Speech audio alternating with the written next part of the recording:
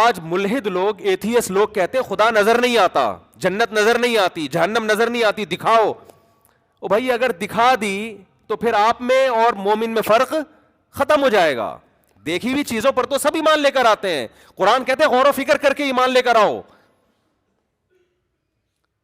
آپ کی خواہشات آپ کو صحیح سمت میں غور کرنے نہیں دیتی. ابھی ایک ملحد نے میرے خلاف کلپ بنایا ہے. میں نے مثال دی تھی ایک یونیورسٹی کے پروفیسر کی. جلدی سے بات کو سمیٹتا ہوں, کیا کروں یار. ایک ملحد نے کلپ بنایا, میں نے ایک مثال دی تھی یونیورسٹی کے پروفیسر کی. خوب اچھی طرح کھوپڑی میں بٹھائیں اس مثال کو. یہ لوگ نا باتوں کو گھماتے بہت ہیں, کبھی سیدھی بات نہیں کرتے. مجھ سے ایک طالب علم ملا, اسٹوڈنٹ ملا یونیورسٹی کا. اس نے کہا ہمارے ایک پروفیسر نے کہا کہ دیکھو گاڑی کے ایکسلریٹر پہ ہم پاؤں رکھتے ہیں تو گاڑی موو کرتی ہے, بریک پہ پاؤں رکھتے ہیں تو گاڑی رکتی ہے. تو خدا کہاں ہے؟ یعنی ہر کام کرنے سے ہو رہا ہے نا. خدا تو جب ہوتا جب ایکسلریٹر پہ پاؤں رکھو اور وہ روک دے گاڑی کو, بریک پہ پاؤں رکھو اور وہ چلا دے. تو یہ ہر کام کی ایک لاجک ہے. تو ہر کام کے پیچھے ایک سائنس ہے, ایک لاجک ہے. خدا نہیں ہے معاذ اللہ. میں نے کہا یہ مثال ہی خدا کے وجود کی سب سے بڑی دلیل ہے. گاڑی کے ایکسلریٹر پہ جب تک پاؤں نہ رکھیں وہ چلے گی خود سے؟ بولو. جب تک کوئی بریک لگانے والا نہ ہو اس وقت تک رکے گی وہ؟ جو گاڑی ایک حالت سے اپنی ایک کنڈیشن کو چینج نہیں کر سکتی کسی چینجر کے بغیر, وہ گاڑی وجود میں آ سکتی ہے کسی خالق کے بغیر؟ بولو نا. تو وہ گاڑی یقیناً کسی نے بنائی ہے. تو ایک چھوٹی سی گاڑی خود سے نہیں بن سکتی. آپ کہہ رہے ہیں پوری کائنات ایک دھماکے سے خود سے وجود میں آ گئی ہے, اور انسان اور وسیم بھائی اور غفور بھائی سبکتگین صاحب اور یہ خواتین اور مرد اور گائے بھینسیں اور زمین سورج کے گرد اور جو ہے وہ چاند زمین کے گرد, پورا ایک اتنا بڑا نظام, بارشوں کا نظام, صحراؤں کا نظام, یہ سارا سیٹ اپ ایک بے جان تصویر خود سے وجود میں نہیں آ سکتی کروڑوں سال میں. اور ایک چلتی پھرتی تصویر جو دیکھتی ہو, ناک سے سونگتی ہو, کانوں سے سنتی ہو. کوئی کہے نا کہ یہ آنکھ ناک کان تصویر پینٹنگ کر کے خود وجود میں آ گئی ہے, کوئی مان لے گا؟ کھربوں سال میں بھی نہیں ہو سکتا. لیکن ایک ایسی آنکھ وجود میں آ گئی جس میں دیکھنے کی صلاحیت, ایک ایسی ناک وجود میں آ گئی جس میں سونگنے کی صلاحیت. یہ اور میرا اعتراض تھا. اس ملحد نے اس اعتراض کا جواب نہیں دیا. اس نے جواب کیا دیا ہے؟ اس نے کہا گاڑی کی مثال یہاں فٹ نہیں آتی کیونکہ گاڑی بنی ہوئی چیز ہے, اس میں ایوولوشن نہیں ہوتا, اور اس کائنات ایوالو ہو کے یہاں تک پہنچی ہے. نہیں آئی بات سمجھ میں؟ کہہ رہے گاڑی جو ہے نا وہ ایوالو تھوڑی ہوئی ہے یہاں تک, گاڑی تو کسی نے بنائی ہے, تو گاڑی پہ فٹ نہیں ہو سکتی. سوال تربوز کے متعلق تھا, جواب میں کیا پیش کیا جا رہا ہے؟ خربوزہ. آپ سے سوال پوچھا امتحان میں, محمد بن قاسم نے ہندوستان پہ 17 کیا کیے؟ آپ نے کہا محمد بن قاسم ناشتے میں پراٹھا کھاتا تھا. اگلا بولے گا بھائی تم سے پوچھا کیا جا رہا ہے؟ وہ سوری محمود غزنوی نے, محمد بن قاسم نے نہیں.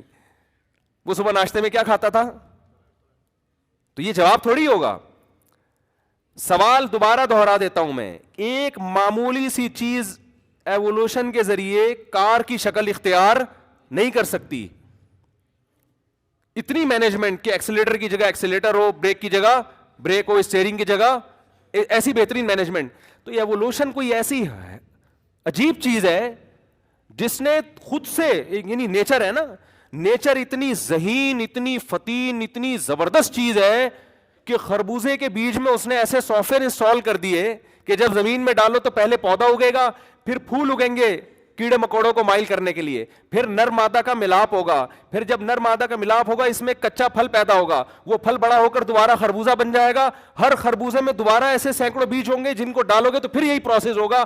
ہزاروں سال سے یہ پروسیس ہو رہا ہے, اور یہ فطرت نے خود اپنے آپ کو مینج کر لی ہے. خدا کی قسم دنیا میں اس سے بڑا بیوقوف اور جھوٹا اور کذاب اور دجال کوئی نہیں ہوگا جو یہ دعویٰ کرے. آپ انسان کو مانتے ہو ایوولوشن ہو رہا ہے, ارتقاء, اردو میں ارتقاء کہتے ہیں اس کو.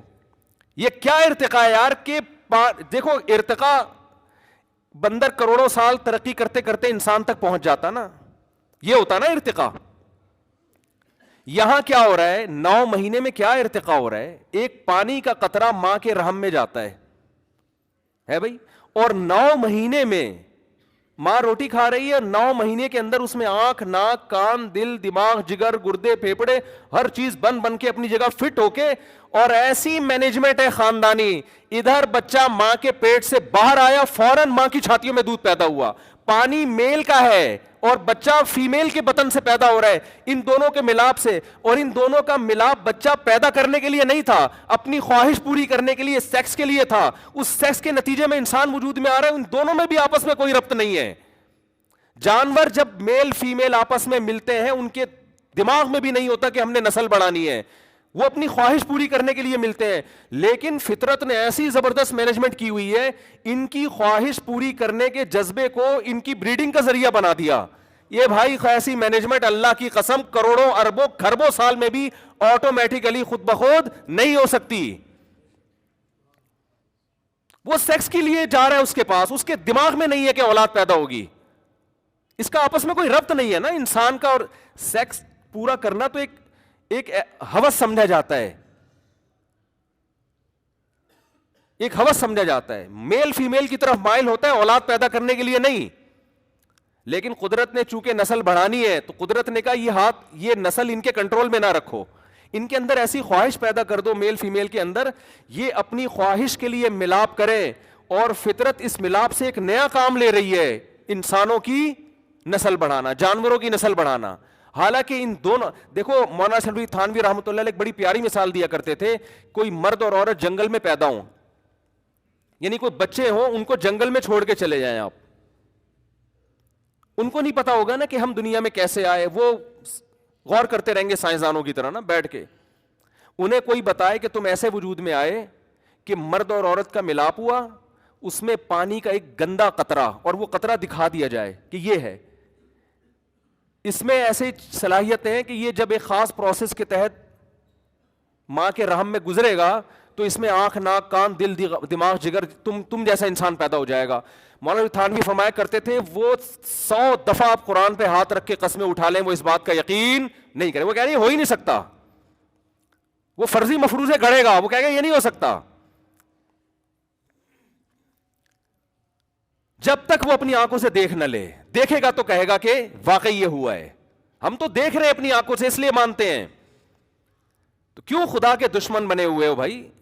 مان لو اس خدا نے اور پھر دیکھو کہہ رہے ہیں کہ مٹی سے بنایا، قرآن کبھی کہتا ہے مٹی سے بنایا، کبھی کہتا ہے پانی سے بنایا، تو کہہ رہے ہیں قرآن کی آیتیں آپس میں ٹکرا رہی ہیں، قرآن ہی پڑھ لیا ہوتا تو آپ کو پتہ چل جاتا۔ قرآن کہہ رہے ہیں سورہ حج کے پہلا رکوع، یا ایھا الناس ان کنتم فی ریب من البعث، اے لوگو اگر تمہیں یقین نہیں آتا نا میں مٹی کو دوبارہ کیسے انسان بناؤں گا، فإنا خلقناکم من تراب، سب سے پہلے ہم نے تمہیں مٹی سے بنایا، ثم من نطفہ، پھر اس مٹی کو نطفے میں تبدیل کر کے پھر نطفے سے بنایا، ثم من مضغہ، پھر اس نطفے کو ہم نے من علقہ خون میں تبدیل کیا، ثم من مضغہ پھر گوشت میں تبدیل کیا۔